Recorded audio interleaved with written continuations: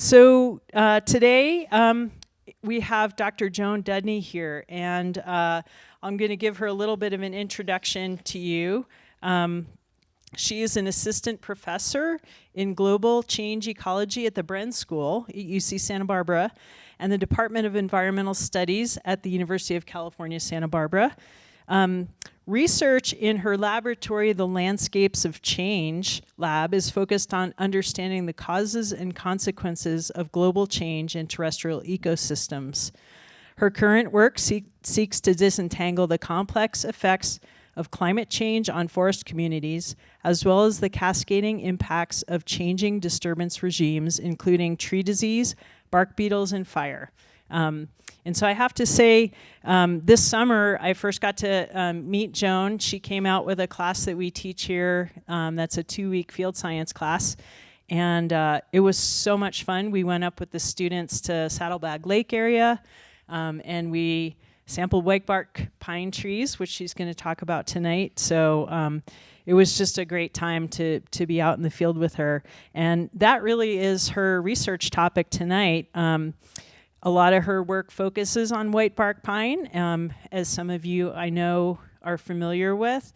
They're a recently listed species, and the title of her talk tonight is Climate Change Impacts on the Recently Listed Whitebark Pine Species in the Sierra Nevada. So welcome, Joan.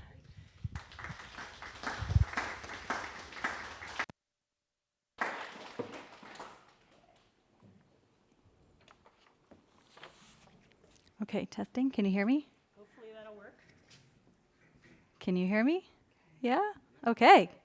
Awesome. Well, thank you so much for that incredible introduction, Carol. I'm so excited to be here in the Sierra again. I was driving up this evening and I was just reminded how incredible these landscapes are and how lucky it is that we get to live near them, and how lucky I am to be able to research them. And so I'm excited to talk to you about all of this research that I've been doing for the past 10 years. Some of it has been focused on whitebark pine.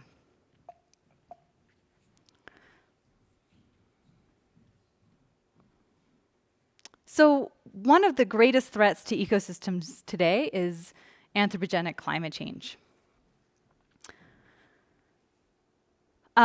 With climate change, we're seeing increases in average temperatures, and we're also seeing increases in the severity and frequency of droughts. And while climate change is threatening forests globally, not all forests are experiencing the effects of climate change in the same way. For example, during the recent drought in California between 2012 and 2015, which was attributed to both anthropogenic and natural drivers, the low elevation forests of the Sierra Nevada experienced an unprecedented mortality event. And this is a photo I took in 2015 with my back to the Kauias overlooking Sequoia, Kings Canyon National Parks. Huge amount of mortality. I couldn't take a photo without trees in it that were dead. It was a devastating experience for all of us who are working in these regions. But just 1,000 feet above in elevation, the forests look like this. As if there was nothing wrong, as if their neighbors down below didn't matter and they were actually able to grow more and totally ignore the fact that this was one of the most unprecedented drought events that we had seen in the last 200 to 300 years. So I started wondering, are these high elevation forests actually going to be doing better because of climate change? Even in these extreme drought events, are they actually still benefiting from lower precipitation? I started asking around, and I asked my colleagues, well, what do you think? What do you think is happening to these high elevation forests? Why is there such a contrast between low and high elevation? And there were a lot of great hypotheses, like maybe the drought was less severe at high elevation, maybe the bark beetles just hadn't been able to fly, or there was some limit to their dispersal at high elevation. But what was really surprising to me is that nobody really knew. We have been studying these systems for over 100 years. Why is it that we know so little about our high elevation forests? And I think in part the answer to that question is, well, a lot of these forests are within the wilderness boundaries in the Sierra Nevada, as shown there in green, making it very difficult to access these remote regions. This is a crystal pass, a pass I had to pass over to get to one of my plots. And I think as a result, in combination with a number of factors, we just have a really big knowledge gap in our subalpine forests. We just don't know enough, we don't have enough studies. And so I wanted to rigorously answer the question, what is climate change going to do to these forests? What has it done to these forests? And what is the really, what has been the impact of the recent drought? So to do this well, we need to estimate the magnitude of change as well as the adaptive capacity of these forests. So today I'll be highlighting some of the research from the past 10 years that I've been working on, focused on these questions. My talk is divided into 4 parts. The first is the theoretical framing. The second will focus on the direct climate change effects. The third will talk about the indirect effects. And finally, we'll briefly discuss some of the preliminary results I have around adaptive capacity. So from a theoretical and mathematical perspective, we can estimate whitebark pine vulnerability to climate change by quantifying the magnitude of change multiplied by the adaptive capacity of these populations. The magnitude of climate change is really the sum of direct and indirect effects.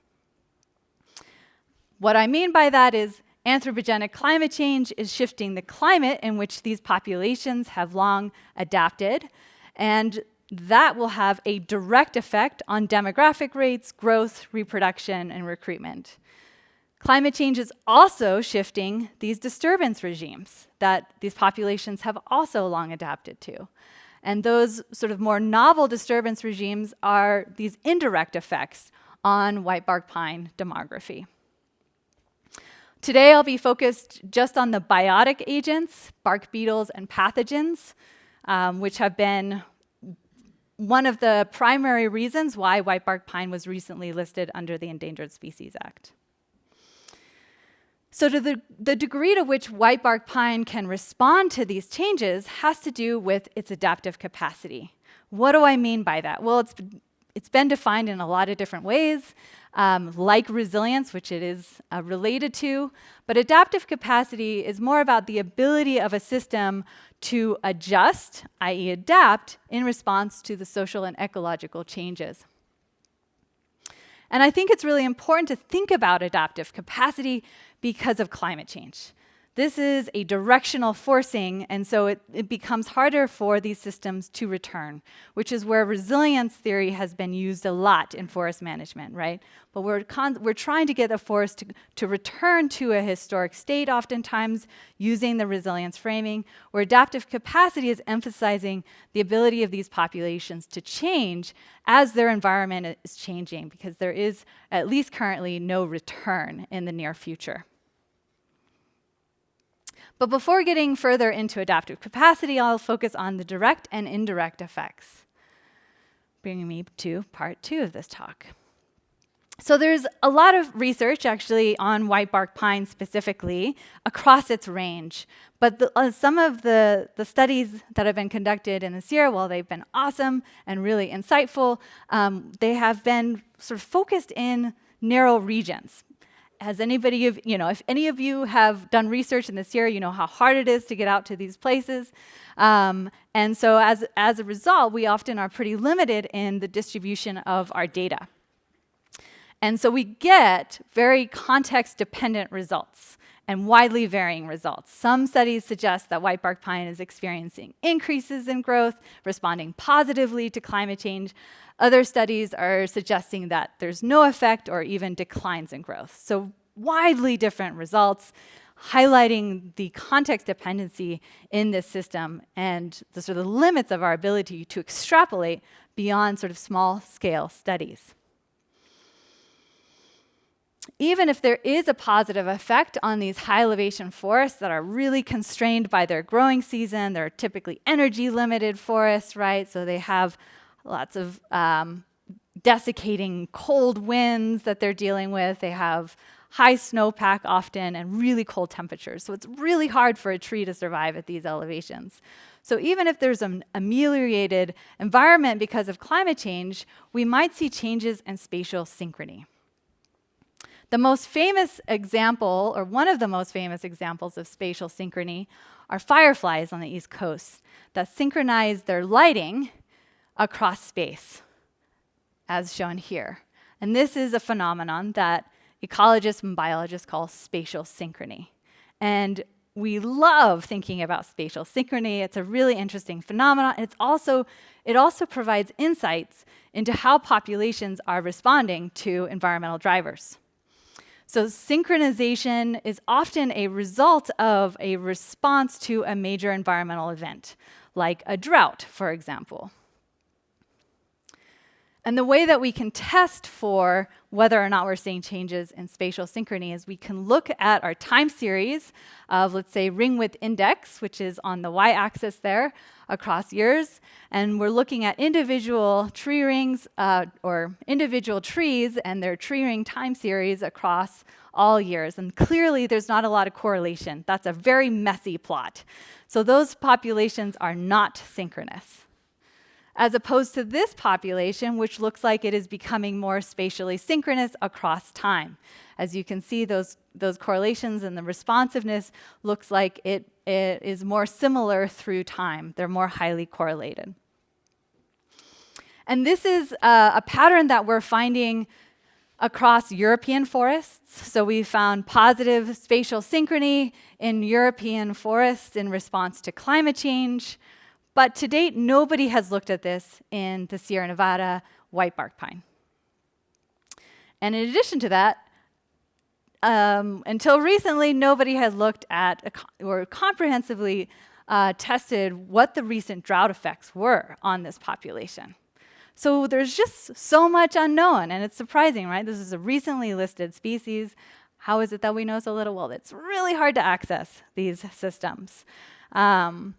But I have been working with some amazing collaborators, and we were able to tackle some really exciting questions. For example, what is the impact of global warming on whitebark pine? Have patterns of spatial synchrony recently changed? And what were the recent extreme drought events? So to answer these questions, in collaboration with Phil Van Manchem, Johnny Nesmith, and Harold Zald, we sampled across the range, the majority of the range in the Sierra Nevada, from northern Tahoe all the way down to the southern tip of Sequoia National Park. These were 27 randomly sampled plots that were capturing the extremes in which whitebark pine grows in, right? So this was a partially factorial design. It wasn't perfect because this is an observational data set, but I was able to capture the extreme cold and wet environments and the extreme hot and dry environments to get at sort of this comprehensive assessment of what's happening to whitebark in the Sierra Nevada. We hired multiple crews to go out for 2 years to sample these plots because they were very remote and they were very difficult to sample. We extracted tree rings and needles. And in total, 772 tree cores were extracted, and over 1,300 needles and over 1,000 stable isotope measurements. What's super interesting, or I thought was very cool about whitebark, and one of the reasons why I like studying it, is that it retains its needles for multiple years, so you can go back in time and recreate the environment. So we were able to extract needles between 2012 and 2015. These were our drought years, and then we could compare that to the non-drought years and get a really nice comparison. So, climate change. What has been the recent effect of climate change on these populations?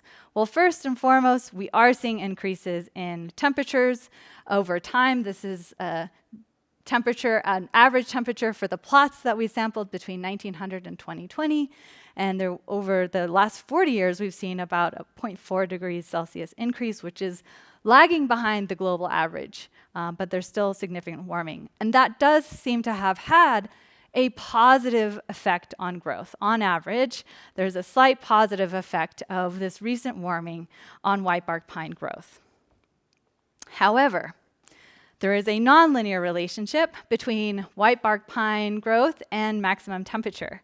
And that nonlinear relationship suggests that it's not all positive. And in fact, when we actually do a precise estimate, we run a causal inference model that can help us identify the cause of the change in growth, which in this case is climate change. What we see is that it's really only in these really cold regions of the whitebark pine range that there is a positive effect of climate change. And as you get much hotter and drier years, hotter and drier regions, that's where whitebark pine starts experiencing declines in growth in response to climate change. And then if we project that out into the future, we want to know what's going to happen to these populations by 2099, for example, using the very conservative RCP 4.5 scenario. We estimate that about 20% of the population could experience growth declines, and that's shown here in yellow, and mostly in the Eastern Sierra. So where we're standing right now is probably a hot spot for mortality, and in fact, that's what we are already seeing.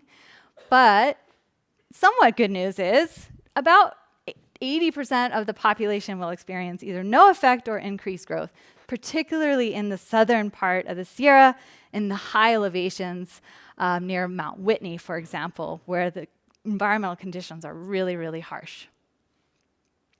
So it may seem at first that, okay, it's not all bad news for whitebark pine, and I think that's true. It's not all bad news. However, we should pause on this sort of positive increase in growth effect by looking at the spatial synchrony patterns. So to test this, we use the same time series, so these are the same trees again, and we estimated, were we able to look at variation in synchrony across time scales using this wavelet mean field approach. And what this is showing you is in hot, sort of the really red regions, that's high spatial synchrony, and the blue regions are showing low spatial synchrony, very low spatial synchrony. And what's really cool about this approach is that it can decompose the time scale in which synchrony is emerging, not just from year to year, but up to 50 years if we had a long enough time series, which is really, really interesting because it allows us to see what the sort of broad sweep of climate effects might be on spatial synchrony. And what we find is that across all of those time series between annual and multi-decadal, we are seeing increases in spatial synchrony. And while we can't perfectly test whether or not climate change is the cause of this, what we can say is that there certainly are indication from that previous study, as well as this study, that climate change seems to be increasing the spatial synchrony of these populations in the Sierra Nevada. Why is that happening? Well, I think it has to do in part with this shift from really being sensitive to temperature to the trees being more sensitive to precipitation. So this is showing precipitation sensitivity on the Y across maximum temperatures. And that sensitivity, which is just how much you change your growth in response to a change in precipitation, that shifts from negative to positive as the temperatures warm, right? And the opposite is happening for temperature. So sensitivity to temperature drops to almost zero as temperatures warm. So that's suggesting that the system is shifting from being really responsive to temperature because it wants a longer growing season to now being more sensitive in these hotter, drier years under climate change to water limitation.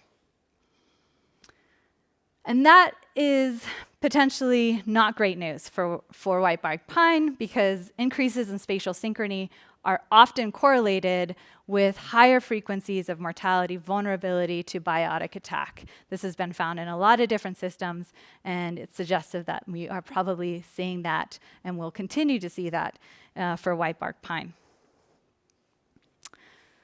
But what about the extreme drought effects? Are there any good scenarios under extreme drought? Well, it's not all bad news, which is nice. It's a reprieve, really, from what we're seeing at low elevation. And this nonlinear relationship, I think, helps describe how these systems are responding to extreme drought. So that threshold effect is really a pretty interesting sort of bifurcation point, right? Where the system shifts from being really strongly positively associated with temperature to suddenly negatively associated with temperature, right? That's a pretty big change for a tree to go from being really positively correlated with temperature to negatively correlated with temperature. And that seems to emerge around 8.4 degrees water year Celsius. That was estimated using a Monte Carlo simulation. And if my sort of hypothesis was, well, I think that's probably indicating where the system is shifting from being primarily energy limited to primarily water limited. And if that hypothesis was true, then trees above that, or the trees in colder environments, they would continue to see positive responses to temperature during drought, whereas trees down here in these water-limited systems would experience declines in growth in response to precipitation. Because if you're really water-limited, you respond more strongly to changes in precipitation. If you're really energy-limited, you respond more strongly to changes in temperature. And as a result, we would get these really divergent drought responses. Energy-limited systems would see increases in growth, increases in stemwood growth, needle growth, and increases in C13 discrimination, and then we would see the opposite pattern if these systems were really water limited. Well, it turns out that's the exact pattern that we saw. So we saw increases in growth on average in response to drought.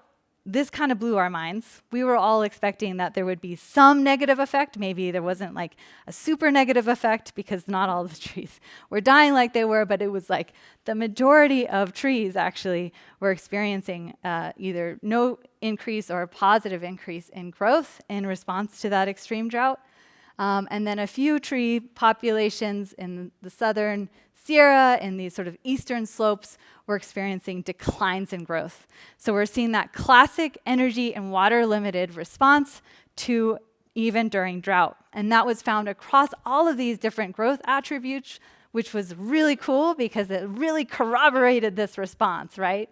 So now we're looking at the difference in needle length between drought and non-drought years. And below the threshold, we saw increases in needle length, and above the threshold, we saw decreases in needle length. So classic water-limited response and energy-limited response. Below the threshold, there was likely increases in photosynthesis, and above the threshold, there were decreases in photosynthesis. But what was, I thought, really interesting were the responses in N15. So below the threshold, there was no response. It was as if there was no drought. But above the threshold, there was a response. And this actually mapped on really well with a global study by Crane et al. In 2009 that looked at foliar N15 across the globe and found that really in these, this is mean annual temperature here in foliar N15. In these really cold environments, there is no response to temperature. But at a certain threshold that actually corresponded perfectly with our study, we start seeing positive increases in growth. So this is probably showing the shift from energy-limited nitrogen response to water-limited N15 response. And that's probably indicative of mycorrhizal association. So these soils in which whitebark is growing are really nitrogen limited, they're super rocky. As a result, they need probably more nitrogen than the soil can provide, and so they're depending on mycorrhizal association. And that changes as it becomes more water limited because now soil organic N is more available, and as a result, we see more responsiveness to drought in these trees. So in summary, what we're seeing is, on average, whitebark pine actually does better in extreme drought. Kind of blew our minds a little bit, but we are seeing increases in mortality in these water-limited regions. Here in Mammoth, this is one area. This was taken in June Mountain just a couple months ago when I was out skiing. And this is what we're seeing a fair bit of for whitebark pine in these more water-limited regions of the Sierra Nevada, which are typically on the east side, the eastern slopes in the rain shadow. And that is corroborated by Young et al. In 2000, who published a study in 2023 and showed that mortality on average is much higher in these warmer regions, which are also where water is more limiting. So this energy water limitation, right, these climatic controls on how trees are growing are really important for understanding climate change effects, the direct effects, but also the indirect effects. They mediate these indirect effects on whitebark pine, which brings me to part 3 of this talk. So there's 2 major biotic agents in these systems that are affecting whitebark pine: pathogens and bark beetles. Mountain pine beetle, which is the most aggressive pine beetle. It has decimated populations in northern parts of the whitebark pine range. That's what it looks like up there. That is a picture of mountain pine beetle. And when it attacks a tree, I'm sure many of you have seen these pitch tubes. That's a sign that the tree is trying to defend itself against attack. Those pitch tubes will often disappear during drought, for example, when the trees are not as resourced and they can't defend themselves as well. And then when the tree dies, you can peel back the bark and you can see the galleries where mountain pine beetle burrowed in, laid eggs, and then the larvae started eating around in the cambium. So mountain pine beetle is a big factor causing mortality in whitebark pine, as well as white pine blister rust. How many of you have heard of white pine blister rust? Wow, this is a very educated population. So white pine blister rust is an invasive tree disease from Northeast Asia. It originally arrived into the US around 1910. The father of conservation, actually, Gifford Pinchot, accidentally introduced this invasive pathogen. And this is a very this is not what it looks like in the field, but sort of gives you an idea of the tree is really trying to defend itself, right? It's essentially a wound, and it's pitching all this resin to try to expel the fungal infection. So that blackened branch up there, that's the infection site. So white pine blister rust infects through needle stomata, which then travels into the branch, and it eventually kills the branch. And if it gets into the bole, the main stem of the tree, that's when it becomes a very lethal infection, and it often kills the tree. And what's really interesting, and we still haven't totally figured out why, but these biotic agents have been relatively low in occurrence in the southern Sierra Nevada. So in Tahoe, this is not the case. In Tahoe, white pine blister rust has very high incidence, and that's true throughout much of the northern range. But as you move south here and farther south, white pine blister rust and mountain pine beetle are much less frequent. They historically have been a lot less frequent, and it's probably due to these really extreme environments in which whitebark pine exists in, right? They're also controlling how these biotic agents are emerging in these systems. So to test whether or not climate change has been shifting where these biotic agents are emerging, I conducted a study in Sequoia Kings Canyon National Parks, and I'm sure all of you have been to Sequoia Kings Canyon National Parks. It's incredible. If you haven't, you have to go. I was so lucky. I got to sample 154 plots that were randomly distributed throughout this park, these 2 parks. The plots, because they were randomly selected, were miles from a trail. We were often hiking for days without trail. And we would, get within maybe 500 feet of the plot and realize, oh, actually, we still have a little pass to climb over. And it made it a very adventurous and just a totally life-changing research experience. We were given these old notes that the original surveyors wrote, and they would describe how to find a plot.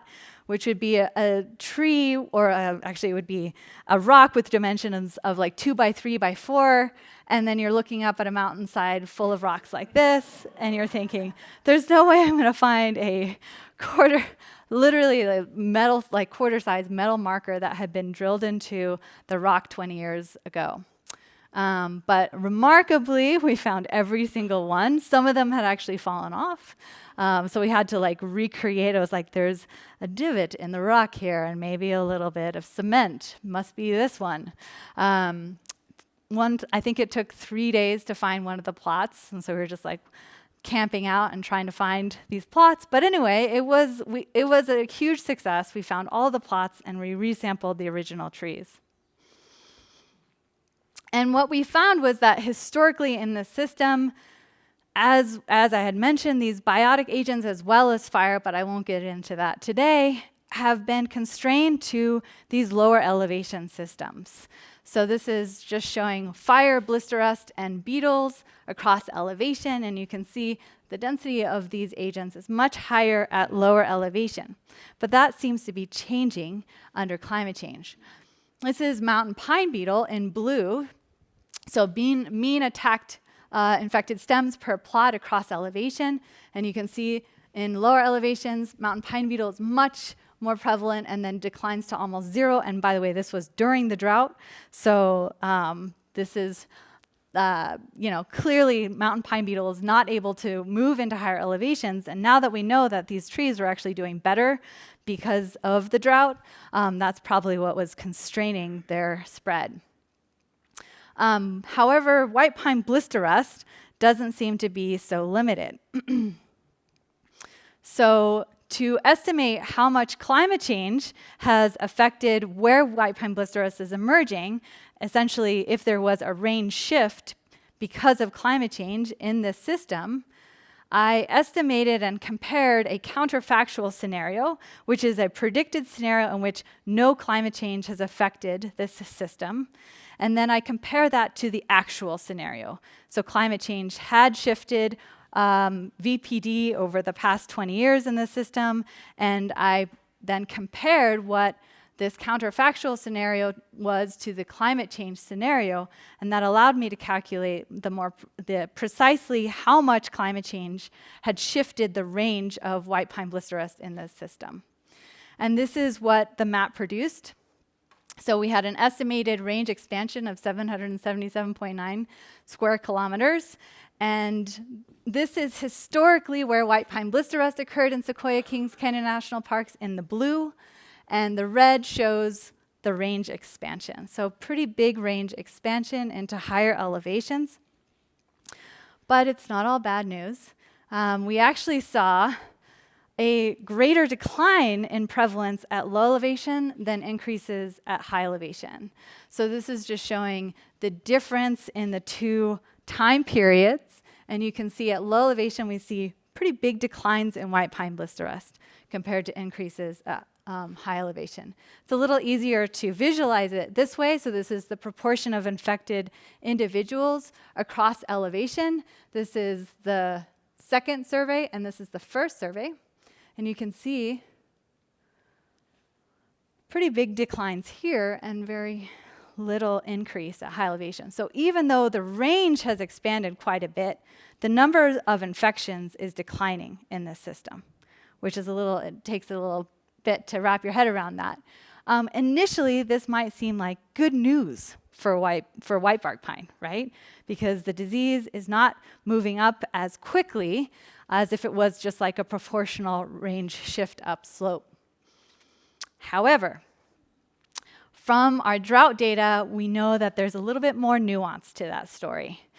In low elevations, we saw that classic drought response, right? Sugar pine was not doing as well. It was photosynthesizing less, closing needle stomata. The opposite was true for whitebark pine at high elevation. It was opening its stomata probably more in response to the drought, which is probably extending the season in which whitebark pine is able to photosynthesize into the fall, which is exactly when white pine blister rust spreads its spores. So that means under drought conditions, and probably climate change, whitebark pine is now more vulnerable to infection. So even though there's fewer infections currently, because of predicted increases in temperature and increases in drought frequency, the blister rust infection could increase because of this interesting opposing drought response across elevation. So these two sort of eco-hydrological classes is what we call them. They are really important for understanding how whitebark is responding directly to climate change and drought, but also how the biotic agents in the system will be interacting with climate change as well as hosts. But ultimately, to understand climate change effects, we also need to understand how these populations are able to respond, right? So there's the climate change effect, that's the direct and indirect effect, but then there's also the population level effect. How response able are these populations? And to answer this question, my working hypothesis is I think that these energy-limited systems are probably less adaptive than our water-limited systems. And that's because of these mechanisms of adaptive capacity, which can act across temporal and spatial scales, and those include selection pressure, dispersal, so how much dispersal or how frequent dispersal occurs, facilitation from other species, demographic rates, and responsiveness. These are all mechanisms that enable populations to respond to climate change, right? And what becomes really important under climate change, I think, are these demographic rates and responsiveness, because they happen at a much faster rate than some of the other mechanisms. So for whitebark pine, unfortunately, these are typically energy-limited populations, and as a result, they are less responsive to in terms of their recruitment rates, because this is showing just like average recruitment rates between energy-limited and water-limited systems. And you can see if you're energy-limited, you are able to recruit less. So that means the same amount of mortality over here has a much bigger impact over here, right? So if you're basically not able to replace the mortality in your system as well if you are constrained in recruitment. In addition, responsiveness varies probably across energy and water limited systems. And responsiveness to biotic agents has a lot to do with their defense mechanisms. And this has to do with resin, right? So resin is this gooey, sticky substance that's produced whenever there's a bark beetle attack or disease or even fire, any physical damage. The tree will try to heal itself by expelling resin, which are produced in these resin canals that you can see as resin ducts here in this photo. So resin production varies across temperature, actually. So this was an awesome study in 2023 that showed that over time, whitebark pine is actually able to produce more resin. That's fantastic. That means there's phenotypic plasticity in these populations, and they are somewhat responsive to changing environments. So they're now able to defend themselves a little bit more in response to drought or fire or bark beetles or disease, because they are able to produce more resin, which is their defense. It's sort of like our white blood cells. But there's probably some constraint in that ability to be plastic just because of the species identity themselves. So historically, these trees have co-evolved with fewer biotic agents, and some preliminary work from Cribbs et al.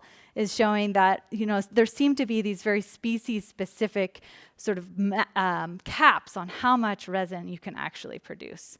So trees at lower elevations seem to be able to produce more. They've also co-evolved with a lot of these biotic agents and disturbances that occurred at higher frequency compared to our high elevation forests. So they're somewhat constrained in the fact that there's just a different species at high elevation that's co-evolved for a really long time with fewer disturbances.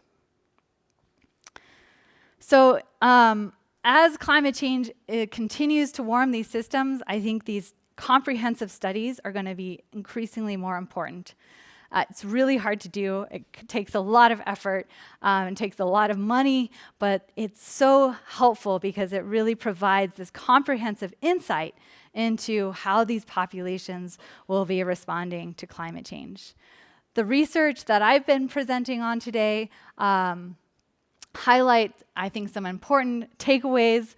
The first is that climate change is likely to lead to increases in growth and will continue to lead to increases in growth in the future. However, concurrent increases in spatial synchrony are probably really increasing vulnerability in these populations to mortality. What that mortality is really depends on those indirect effects. The impact of climate change and changing disturbance regimes will be mediated by whether this tree is really energy limited or water limited. And energy limited regions may have lower adaptive capacity. They've co-evolved with fewer disturbances than water limited regions. But just because trees are more water limited doesn't mean that they're going to be fine under climate change. In fact, the direct effect of climate change on these populations is much more negative.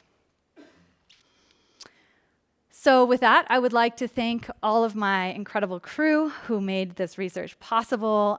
We went through a lot of amazing and hard adventures to get this data and bring this talk to you all today. But it was absolutely worth it. I'm so grateful that I get to work with these amazing people. I'd like to thank the incredible funders who made this happen. This was probably over $1 million worth of research that I just presented on today. And with that, I will take any questions.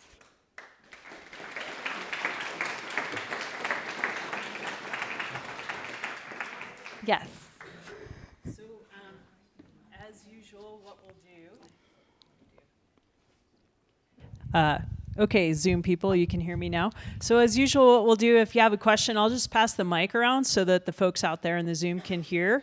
And then we have a couple of questions that came in on the Zoom, but I'm sure we'll take all your questions out here first.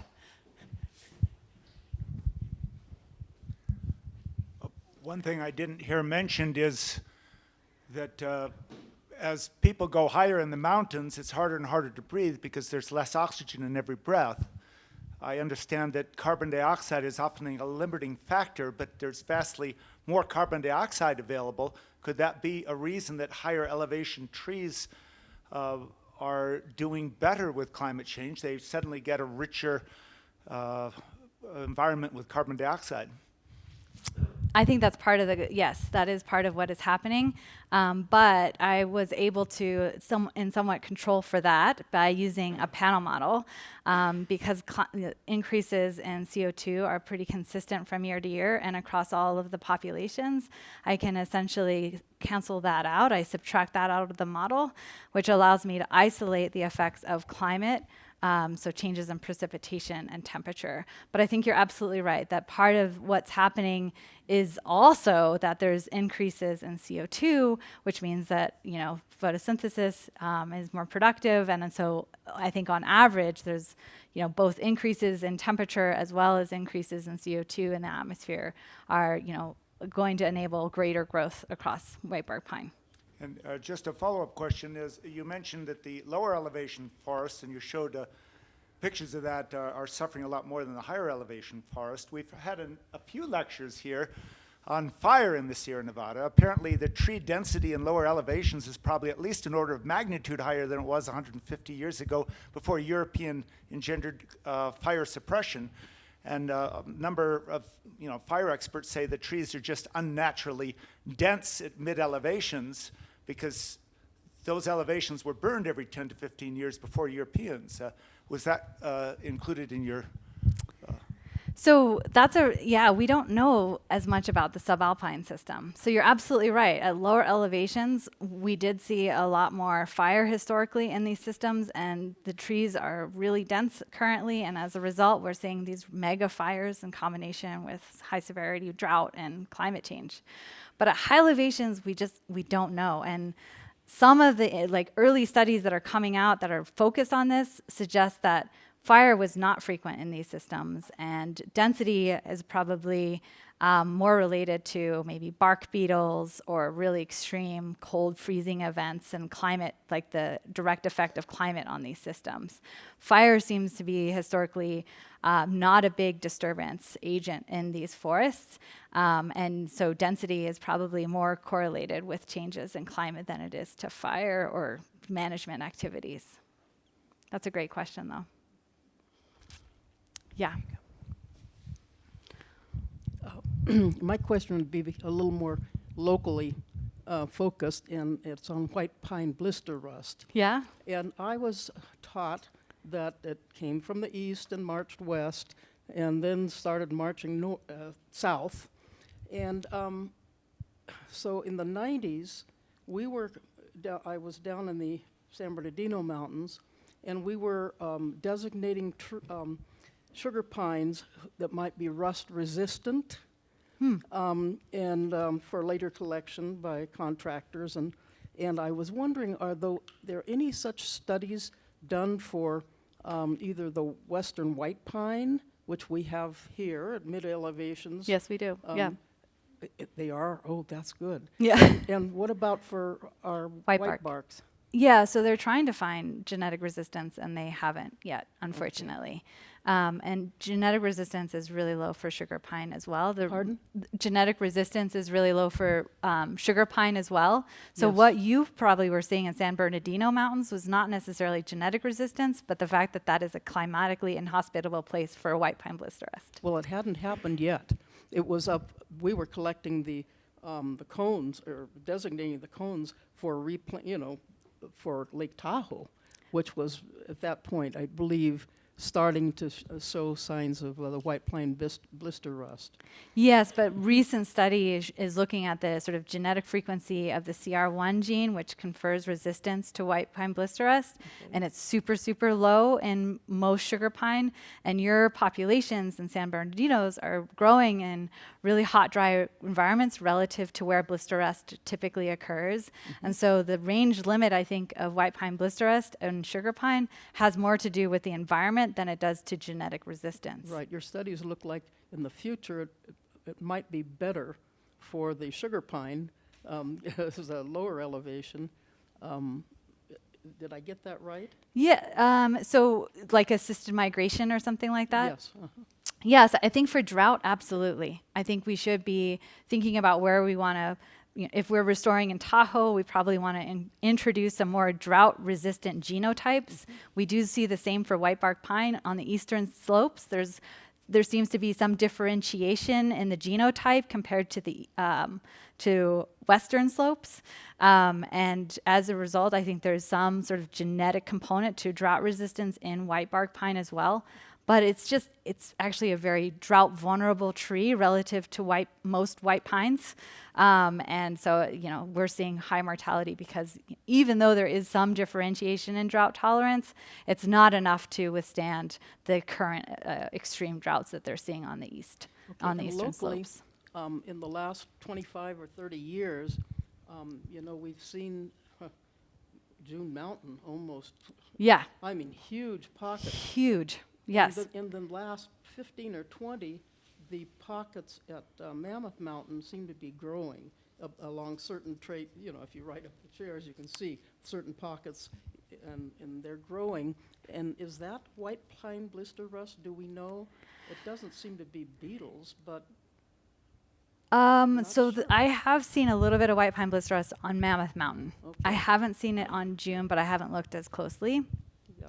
That seems to be an infection center that is increasing. Like we historically didn't see white pine blisteros in this area, so it could be. I don't know. I'm not sure, but yeah, we're seeing more white pine blisteros in this region. Okay, thank you.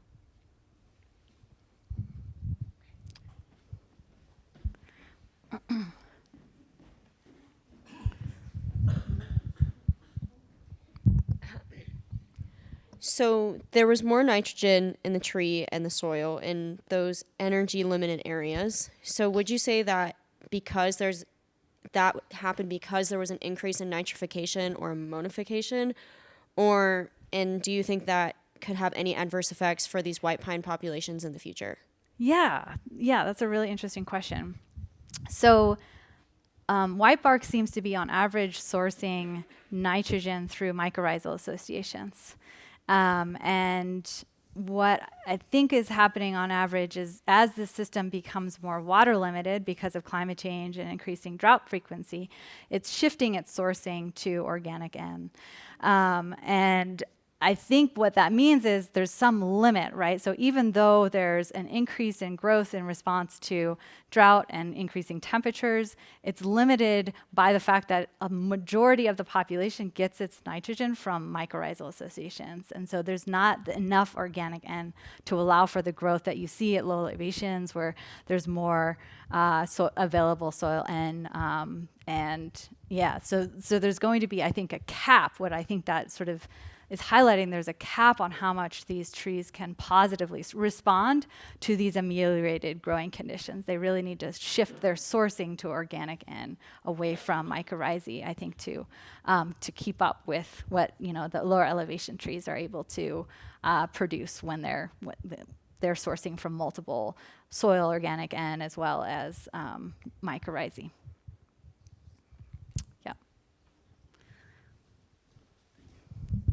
Firstly, I wanted to say I thought it was really beautiful data visualization. I thought it was a great presentation on that front. Thank you.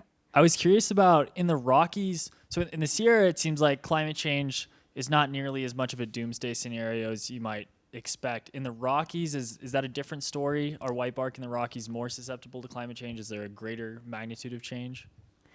I think there's a lot more mortality currently, but under climate change, I actually don't know. Whitebark pine in the Sierra, I think, is actually probably more threatened by drought than in the Rockies, where they get those summer rains on average. It's more moist in the Rockies, not everywhere, but on average. And that's actually historically been not great for white pine blisteros, right?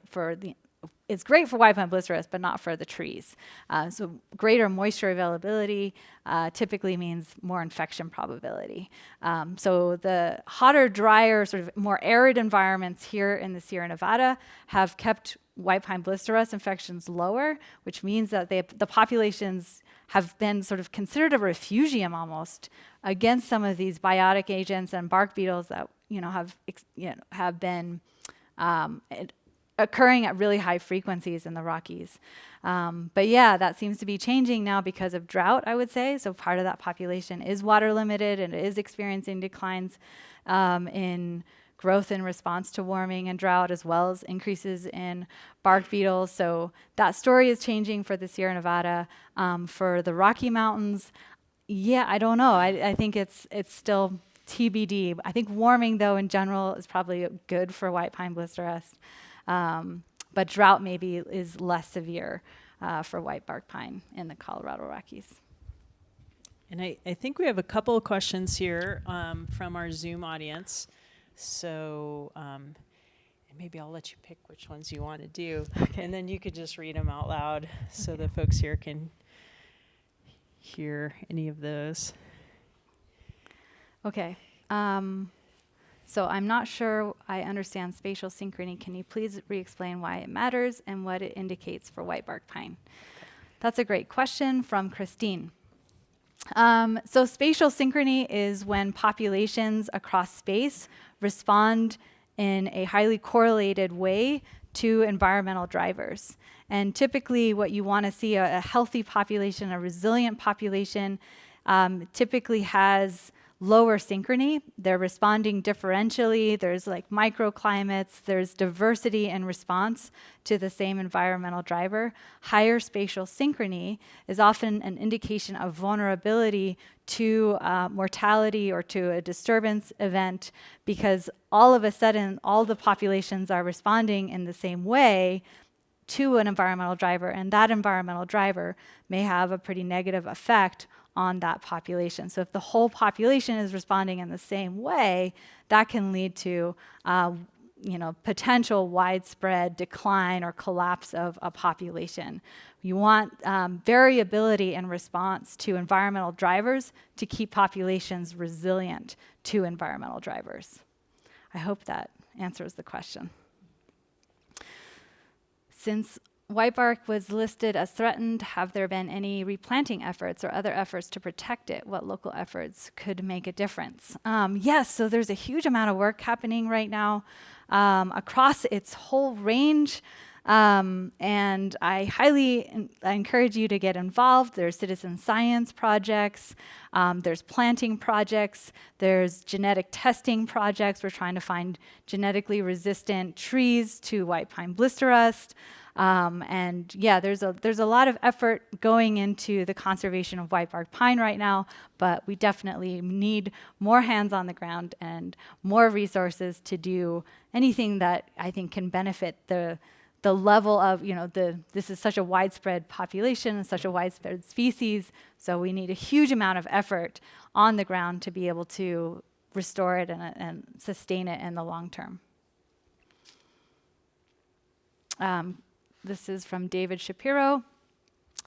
What about interbiotic pathological effects? Does rust exacerbate pine beetle damage or vice versa? And are there any known rising biotic pathogens likely to increase in the coming warming years? That's a really great question. I don't know if there are other pathogens emerging. It's really hard to detect pathogens, and we just don't. We can barely detect new pathogens in ag systems, let alone these wild systems. But I would love it if there were more tests so that we can prevent another white pine blister rust outbreak, or an outbreak like that.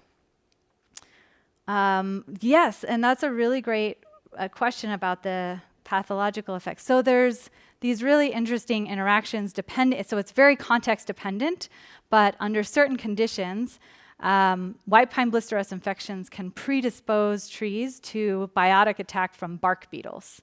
So it weakens the trees over time, it weakens their defensibility. That doesn't seem to be the case during drought. So when bark beetles were really, really abundant during the recent drought, I wasn't seeing that relationship, because the bark beetles were able to attack all trees, essentially, or a lot of the trees, right? They were very vulnerable to mountain pine beetle attack. But in sort of an average year, when there isn't a drought, bark beetles will often select for weakened trees, and trees that do have infection from white pine blister rust are often weakened, and so there can be a positive correlation there. That's a great question. And then finally, at Dune Mountain, should we end it there? Should we end it there? Do we have is there one more question that anyone wants to ask before we end it? Going once, going twice. All right, well, I really want to thank Joan for her presentation. I agree that it was one of the most beautiful presentations I've ever seen in terms of the graphics. But really, thank you so much for coming and giving that talk. Great, thank you for having me.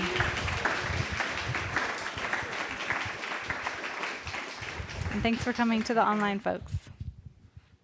Bye, Zoom people.